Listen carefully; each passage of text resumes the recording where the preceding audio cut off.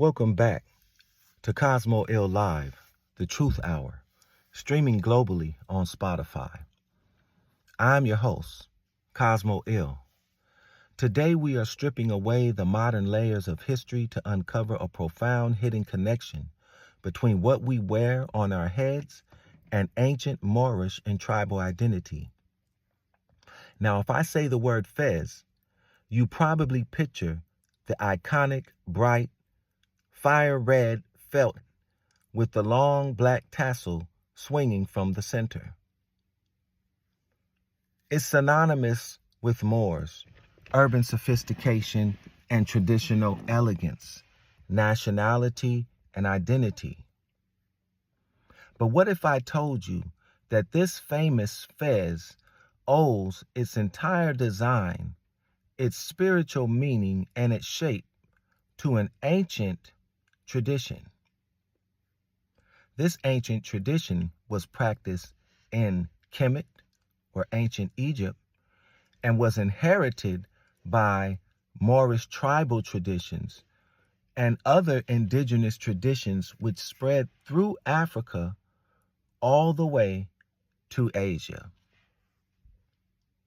Today we are decoding the secret relationship between the Fez, the ancient Kemetic Side Loc, and the Moorish tribal side lock known as Tamzourt, from which the tassel may have been derived. To understand the Fez, we have to understand the hair. For centuries, across the rugged North Rift region and the high peaks of the Atlas Mountains, Moorish youth didn't have modern haircuts. They wore the tamzort, or side lock. This was a single lock of hair left to grow on the side of an otherwise cleanly shaved head. It is an ancient tradition mirroring the Kemetic or ancient Egyptian side lock of the youth, and it survived deep into the 19th and early 20th centuries. But it wasn't just a fashion statement. It was a spiritual lifeline. In ancient Moorish folklore, it was believed that the single side lock was a direct connection to the divine. The belief was that if a youth was in mortal danger, Allah would literally reach down, grab the long lock of hair, and pull him up to heaven to save his soul. So what happened when modern history rolls in? Culture shifts, and the fez becomes the standard headwear across the Moorish Empire. The belief didn't die, it transformed. Looking closely at the modern Moorish fez, specifically the shalshu, or the long black or blue tassel attached to the top center. When the fez became widespread in rural communities, the folk belief seamlessly transferred from the hair to the fez. The people in Moorish tribal regions began to say the long swinging tassel represented the exact same direct lifeline of divine protection. The tassel became a handle for the soul. If the hair was gone, the fez took over the spiritual duty, specifically the tassel. But the connection goes way deeper than just symbolism. It's baked right into the literal anatomy and the design of the fez. Before the fez became a rigid, short, flat-top cylinder popularized by the Ottoman Empire, the original Moorish version, often called the tarbush, was entirely different. It was much longer, slouchier, and distinctly conical. It looked more like a deep, elongated bonnet. This because it had to function as a hairstyle pocket. Think about it practically. When a boy or a man wearing the tamzort needed to cover his head, Whether for sacred prayers or for formal tribal events, he couldn't just stuff the long, thick braid into a tight, flat hat. Instead, they would coil the single side lock tightly against the shaven scalp. The deep conical cavity in the original Moorish tarbouch was uniquely engineered to fit over this uneven asymmetrical hairstyle. It allowed the wearer to conceal the lock. Ultimately, the fez became a historical instrument that signaled the end of the lock tradition entirely. It became the ultimate rite of passage. In many Moorish tribes, reaching puberty meant stepping into manhood, and that transition was marked by a dramatic ritual. Tribal elders would cut off the boy's lock. The very moment that the hair hit the ground, the boy was presented with his very first adult tarbouch and a traditional jalaba robe. As Morocco integrated into a wider Mediterranean and Islamic political sphere over the last century, the fez evolved. It shifted from a tribal accommodation into a symbol of urban sophistication, education, religious devotion, and nationality. Shaving the head to leave the single tribal lock began to fade into history, completely replaced by the very head covering that it helped to support. So the next time that you see the red felt fez and its swinging tassel, remember you aren't just looking at fashion, you're looking at a remnant of the ancient Kemetic and later Moorish traditions, a symbol of divine protection and a centuries-old bridge from boyhood to man. In ancient Kemet, the side lock of the youth, or Horus lock, was the primary marker of youth, purity, and royal legitimacy, while everyday children wore it simply to denote prepubescent status. Its application to royal and divine figures carried heavy political and cosmological significance. The most significant wearer of the lock was Horus, the son of Osiris.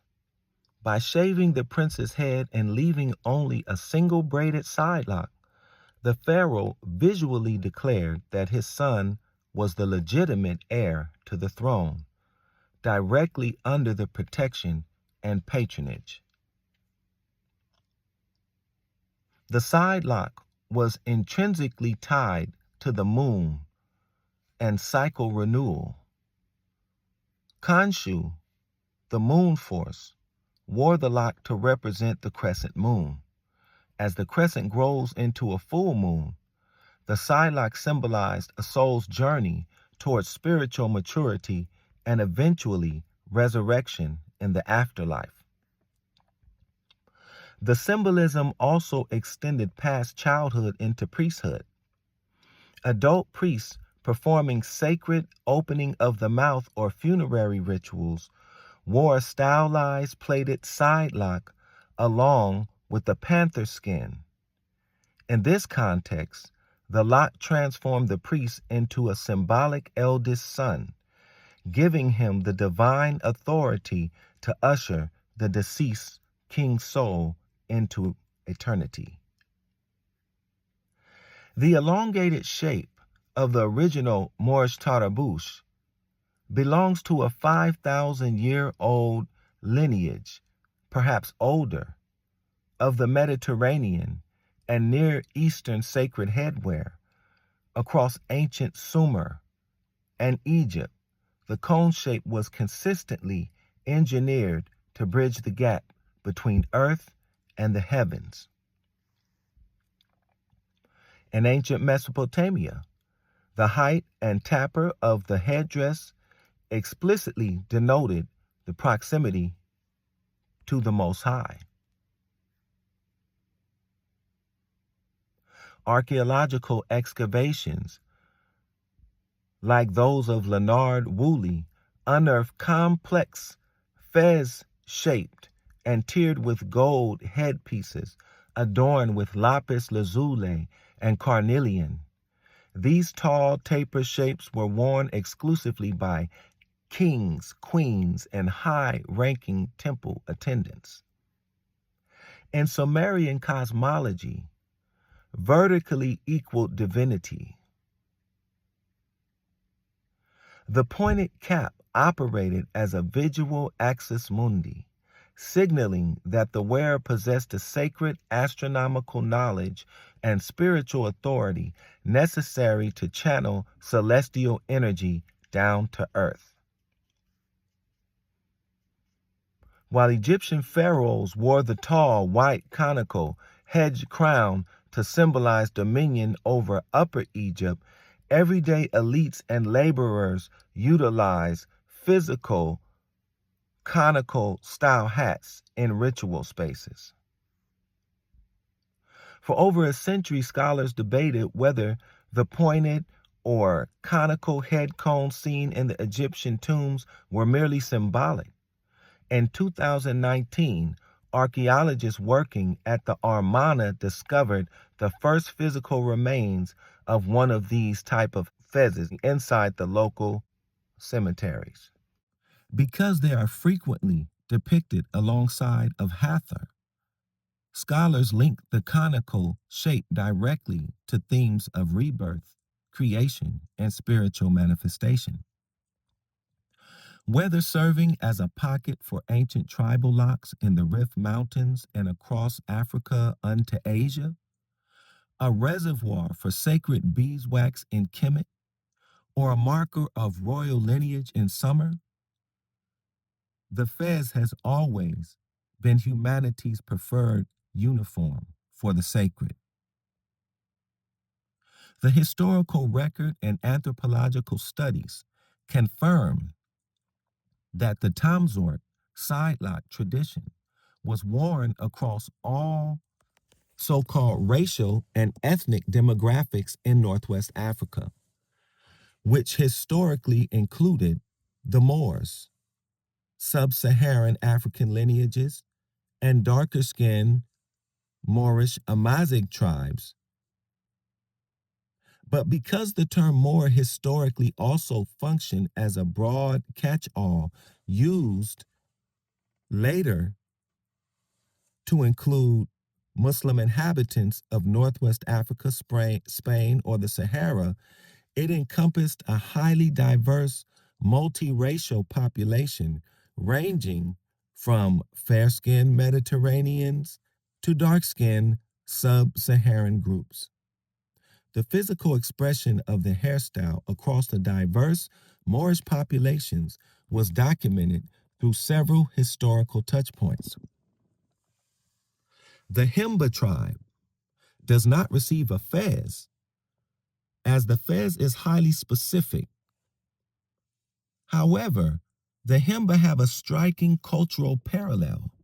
They receive a turban. They use a unique fabric turban or leather cap to conceal the hair as a strict rite of passage into marriage and adulthood. The transition from their single lock unto adult headwear follows an evolutionary sequence that mirrors the exact same logic as the Moorish tamzort and the fez. Just like the urbanized Moorish fez, who kept their hair hidden under the fez for formal religious reasons, a married Himba man may never remove his adult cap in public.